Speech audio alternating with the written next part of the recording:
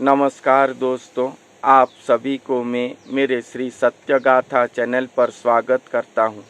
मैं मेरे चैनल के माध्यम से आप सभी को कल्कि अवतार के बारे में हमारे उड़ीसा के भविष्यवाणिका ग्रंथों पर जो लिखा गया है पूरे पुस्तक प्रमाण उक्ति सहित सुना रहा हूँ। मैंने आप सभी को बता चुका हूँ कि इस कल्कि लीला पर स्वयं सृष्टिकर्ता भगवान आएंगे जो चारों युग हुआ नहीं आए थे।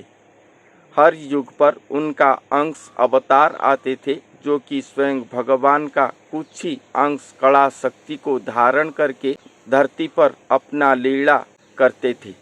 प्रभु श्री राम हो या स्वयं अवतारी पुरुष श्री कृष्ण भगवान हो, सभी श्री भगवान के कुछ ही कला शक्ति को धारण करके वहीं पर अपना लीला करे थे, मगर श्री भगवान के अनंत कोटि कला शक्ति को स्वयं धारण नहीं कर पाए थे।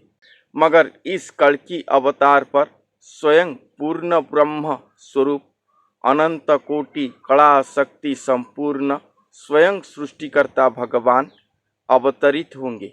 वो स्वयं सृष्टिकर्ता हैं, इसलिए वो कोई भी नारी के गर्भ से जन्म नहीं ले सकेंगे। इसीलिए वो एक पुरुष स्वरूप को सृष्टि करेंगे। हर युग पर जो नारायण हरि प्रभु अवतरित होते थे, इस कल्कि लीला पर वो आएंगे। साधारण मनुष्य की तरह जन्म लेकर असाधारण गुरु स्वरूप होकर आविर्भाव होंगे धरती पर।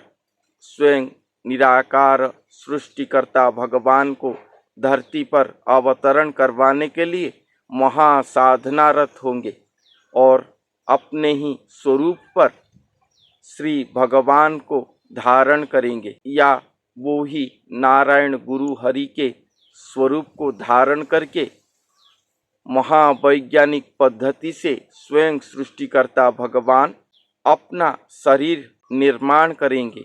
अपना शून्य स्वरूप को वो नर शरीर के अंदर रख के एक एकाकार होके स्वयं मानवदेही कहलाएंगे। इस कल्कि अवतार पर हर पुराण ग्रंथ पर लिखा गया है कि स्वयं नारायण प्रभु कल्कि लीला करेंगे, मगर भविष्यवाणिका पर लिखा गया है कि स्वयं श्री जगन्नाथ महाप्रभु स्वयं सृष्टिकर्ता कल्कि लीला करेंगे और श्री नारायण प्रभु श्री गुरु स्वरूप होकर रहेंगे। सभी मानव जाति स्वयं श्री भगवान को नहीं, स्वयं मानव रूपी गुरु हरि को ही सब भजन करेंगे। उनके श्री पद्म पाद को अर्चन करेंगे, तभी जाके सभी मुक्ति मोक्ष पा सकेंगे। तो स्वयं भगवान को प्राप्ति करने के लिए वो गुरु स्वरूप सर्व विद्या को साधन करे होंगे, सर्व साधना को सिद्धि करे होंगे। वो सर्व विद्या संपूर्ण होंगे। सर्व विद्या को वो एक क्षण में ही कह सकते होंगे। इसके बारे में महापुरुष अच्युतानंद दास जी ने अपने भविष्यत कड़ी कल्प गीता पुस्तक के पेज नंबर 56 पर जो लिखे हैं, आप सभी को मैं सुनाता हूँ। इस पुस्तक पर लिखे हैं कि प्रभुर माया भियाण कलंकी प्रकाश निराकार सारस्वत मंत्र उपदेश। स्वयं भगवान ये माया लीला को भियाण करके स्वयं कल्कि रूप में प्रकाशित होंगे इस धरती पर। माया खेल अर्थात वो एक नर शरीर को धारण करेंगे। वो नर शरीर को धारण करने के लिए अनेक वर्ष लग जाएंगे, मगर कोई भी वो नर शरीर या स्वयं भगवान का अवतरित स्थान अवतरण शरीर को कोई भी चिन्हट करके नहीं पहुंच पाएंगे। स्वयं भगवान का माया ऐसा होगा कि कोई भी उनके पास नहीं पहुंच पाएंगे। इसलिए कहा गया है कि प्रभुर माया भियाण होगा और कलंकी स्वरूप प्रकाश होंगे। निराकार सारस्वत मंत्र उपदेश। स्वयं निराकार भगवान इस कल्कि अवतार पर अवतरित हो रहे हैं। इसलिए कल्कि लीला प्रकट होने के बाद वो गुरु सभी भक्तों को निराकार मंत्र सारस्वत उपदेश देंगे। आज तक निराकार साधना कोई भी सिद्ध साधक नहीं कर पाए हैं। ये तो गुरु हरि स्वयं निराकार को ही अपने शरीर पर धारण करे हैं। इसीलिए निराकार मंत्र सृष्टि होगा उन्हीं से ही, और वो ही निराकार सारस्वत मंत्र को प्रकाश करेंगे। महापुरुष अच्युतानंद दास जी के अन्य एक पुस्तक शून्य संहिता पर लिखा गया है कि 12 सहस्र भक्त इस निराकार मंत्र को वो गुरु से लेंगे या वो निराकार मंत्र को प्राप्ति करेंगे। ये मंत्र अन्य कोई भी स्थान पर नहीं है या अन्य कोई गुरु के पास नहीं है। कलंकी मंत्र जे बाबू करिब प्रकाश, एकाक्षर प्रच्छिन्न रे अणाक्षर नाश। वो गुरु ही कल्की मंत्र को प्रकाश करेंगे। ये कल्की मंत्र कोई भी वेद पुराण शास्त्र पर नहीं लिखा गया है। मुझे भी कमेंट करके अनेक कल्की मंत्र को दिखाते हैं, तो ये वो मंत्र नहीं है। वो स्वयं आने के बाद वो कल्की मंत्र को प्रकाश करेंगे। एकाक्षर प्रच्छिन्न रे अणाक्षर नाश। वो एकाक्षर साधना करे होंगे। एकाक्षर क्या है, एकाक्षर मंत्र क्या है, ये सब वो आने पर ही बताएंगे। अणाक्षर न्यास, वो अणाक्षर को न्यास करे होंगे। स्वयं भगवान को धारण करे हैं वो, इसलिए अणाक्षर को वो न्यास करे होंगे। छाया ज्योति अबाड़ जे ध्वनि अनाहत, हज सहज समाधि विराट रे तत्व। वो छाया साधना करे होंगे। महापुरुष अच्युतानंद दास जी ने अपने सर्वश्रेष्ठ पुस्तक गुरु भक्ति गीता पर लिखे हैं कि वो गुरु छाया ज्योति अबाड़ ये साधना को करे होंगे। छाया साधना, ये साधना पर लिखा गया है कि अगर साधक ठीक से ये साधना नहीं करेंगे तो उनके परिवार के सदस्यों का मृत्यु हो सकता है, और अगर ठीक से नहीं करेंगे तो अंग हानि भी हो सकता है। ये बहुत ही विपदपूर्ण साधना है, मगर ये साधना को वो करे होंगे। ज्योति साधना के द्वारा श्री भगवान के अनंत कोटि कला शक्ति को वो धारण करेंगे अपने शरीर पर। सभी कला शक्तियाँ उनके शरीर पर ज्योतिर्मय रूप होकर विराजमान करे होंगे। इसीलिए श्री नारायण गुरु का स्वरूप ज्योतिर्मय स्वरूप होगा। अगर कोई ध्यानस्थ होकर देखेंगे उन्हें तो उनका वो ज्योतिर्मय स्वरूप को ही देख पाएंगे। वो ज्योतिर्मय स्वरूप होगा। उसके बाद अबाड़ साधना करे होंगे। अबाड़, अगर राष्ट्रपति कहीं पर गए तो उनके चारों ओर सोल्जर रहते हैं। ये दृश्य पर एक सीमा किया जाता है, उसके अंदर कोई भी घुस नहीं पाते। वो स्वयं नारायण हरि हैं। वो अपने चारों ओर शून्य का एक लकीर रखे होंगे। उनके सीमा के अंदर कोई भी दुष्ट शक्ति, कोई भी हानिकारक व्यक्ति प्रवेश नहीं कर पाएंगे। ये अबाड़ साधना होगा। ये अबाड़ साधना उनका धीरे धीरे वर्धन होता ही जाएगा, क्योंकि स्वयं भगवान आएंगे उनके शरीर पर। वो साधना के द्वारा सर्वव्यापक होंगे। उनका सीमा केवल पृथ्वी पर नहीं, सारा कोटि ब्रह्मांड पर ही रहेगा, जिसके द्वारा कि सारा पृथ्वी पर से नहीं, सारा ब्रह्मांड पर जो कली का राजत्व है वो नहीं रहेगा, वो ध्वंस हो जाएगा और चारों ओर केवल ही केवल सर्व व्यापक सर्व हरिमय हो जाएगा सारा संसार। ध्वनि अनाहत, अनाहत ध्वनि को वो साधन करे होंगे। वो अनाहत ध्वनि ही उनके शरीर से निर्गत होता होगा, हर समय हर क्षण उच्चारित होता होगा। हज सहज समाधि, वो समाधि योग को भी साधना करे होंगे। जैसे कि एक भक्त साधन करते हैं हज सहज समाधि।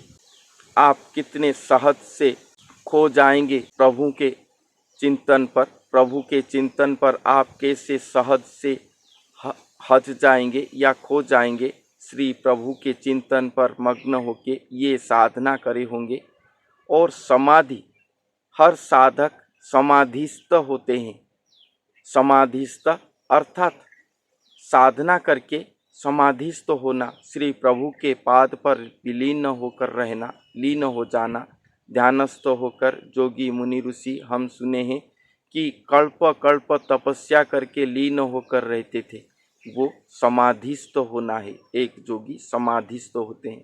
और अगर कोई जोगी का देहांत हो जाता है तो उन्हें मिट्टी पर समाधि देते हैं, मिट्टी के अंदर उन्हें रखते हैं। अगर ये समाधि योग करे होंगे, समाधि इस देह के मिट्टी पर स्वयं भगवान आकर समाधि लेंगे, स्वयं भगवान का शून्य स्वरूप आकर इस देह रूपी मिट्टी पर रहेंगे और वो शरीर पर लीन हो जाएंगे और सर्वशक्ति संपन्न होकर आविर्भाव होंगे। ये शरीर तत्व है, ये शरीर तत्व का समाधि योग है। ये साधना को वो करे होंगे। विराट तत्व को वो वहन करेंगे। विराट तत्व अर्थात जिनका पाद पृथ्वी पर है तो आकाश पर उनका सिर है, उनके लोम लोम पर कोटि कोटि ब्रह्मांड है। स्वयं निराकार पुरुष को वो अपने शरीर पर ही धारण करे होंगे, वो विराट तत्व को वो धारण करे होंगे। आसनादि अष्टादश सिद्धिमान जेते अनादि को आज्ञा जेणु जाने मु किंचित। जितने भी आसन हैं, आसनादि सिद्धि, अष्टादश सिद्धि, ये सभी सिद्धियों के बारे में वो जानते होंगे, क्योंकि स्वयं अनादि भगवान उनके शरीर पर हैं और अनादि भगवान के आज्ञा हेतु वो सब कुछ ही जानते होंगे। तारण मारण बस आउजे उच्चाट, जोगो ध्यान ज्ञानमान करीबी प्रकट। तारण अर्थात भक्त जनों को उद्धार कर लेना, मारण दुष्ट दुर्जनों को मार सकते हैं, बस सभी को वो अपने बस पर ला सकते हैं, और उच्चाटन विद्या को वो भी रखे होंगे जिसके द्वारा वो काल को दूर कर सकते हैं, सभी भक्तों के अंदर उच्चाट भाव ला सकते हैं। जोगो ध्यान ज्ञानमान करीबी प्रकट, जोग ध्यान को प्रकट करके सर्व सुउच्च पर जाकर रहे होंगे, सर्व ज्ञान को वो प्रकट करेंगे धरती पर। स्मरण भजन जप तपमान सिद्धि, जपन जापन नेबा ध्यान निरवधि। स्मरण भजन जप तप ये सभी का सिद्धि को वो धारण करे होंगे और इसके सभी सिद्धि के बारे में वो बता सकते होंगे। एक साधारण मनुष्य कैसे स्मरण करेंगे, भजन करेंगे, जप तप कैसे करेंगे अति सरल उपाय पर, ताकि वो ये सभी सिद्धि को प्राप्ति कर सकेंगे, वो सभी बात वो बता सकेंगे और ये सभी बात को वो प्रकट करेंगे। जपन कैसे जप किया जाता है, जापन नेबा ध्यान निरवधि, वो अपने ध्यान शक्ति के द्वारा सभी काल को वो क्षेपण कर सकते हैं। अगर आप उनके पास पहुँचेंगे तो आप जितने भी काल के बस पर होंगे, आप जितने भी असुविधा पर होंगे, वो सभी असुविधा को वो अपने ध्यान के द्वारा समाधान कर सकते हैं। इसलिए जपन जापन ये सभी को वो ध्यान के द्वारा निरवधि कह सकते हैं। वंदन अर्चन जे कीर्तन नाटक आदि, वाद्य मूर्छना गायन नर्तक विद्यादि, वो वंदन अर्चन कीर्तन नाटक आदि, वाद्य मूर्छना गायन नर्तक विद्यादि सभी विद्या पर वो पारंगम होंगे, सभी विद्या के बारे में वो आपको कह सकते हैं। वेदांत नागांत सिद्धांतक जोगांतक भक्त मानंकु कहिबी पलक मात्रक। वेदांत विद्या क्या है, नागांत साधना, सिद्धांतक जोगांतक, ये सभी साधना सिद्धि के बारे में भक्त जनों को एक पल में ही कह सकते हैं। अनादि आज्ञा रे बास चहटी पड़िब, मोह मात्र के एमान अन्य के जानिब। श्री अनादि भगवान के लिए ही उनके पास ये सभी वासना, ये सभी साधना की सिद्धि सभी प्रकाश होंगे। उनके बिना ये सभी बातें और कौन भला कह सकता है। ये यहाँ पर वो कह रहे हैं, सर्व जातिरे मोहर राजपण थिब, गोपाल कूଳରେ मोर बाहिजे फेरिब। सर्व जाति पर जितने भी जाति हैं, ब्राह्मण, क्षत्रिय, वैश्य, शूद्र, सभी जाति के लोग के ऊपर वो रहेंगे, क्योंकि सभी जाति उन्हीं के ही शरणापन्न होंगे। सभी साधु संत जन, वैष्णव जन सभी उन्हीं के ही शरणापन्न होंगे। तो ये सभी बातें यहाँ पर कहा गया है।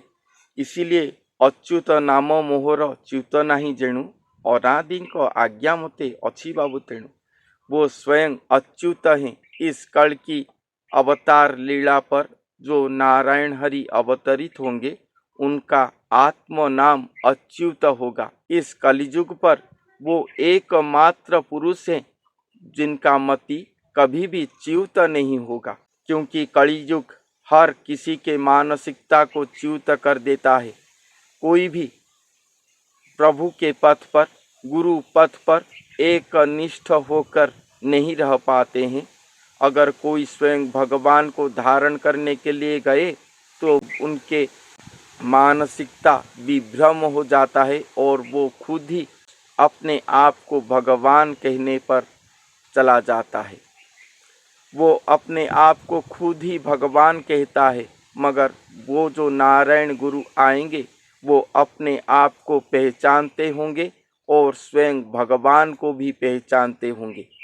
इसलिए वो अपने आप को कभी भी प्रभु नहीं कहेंगे, हमेशा अपने आप को प्रभु का दास कहेंगे और हमेशा वो प्रभु को ही दिखलाएंगे, बताएंगे, भक्तों को उन्हें भजन करने के लिए कहेंगे। मगर जो स्वयं भगवान आएंगे, जो चारों युग पर नहीं आए थे, वो कहेंगे कि अब पहले वो गुरु को ही भजन करो, उन्हीं के चरण तले शरण जाओ, तभी जाके आप मेरे करुणा को पा सकोगे।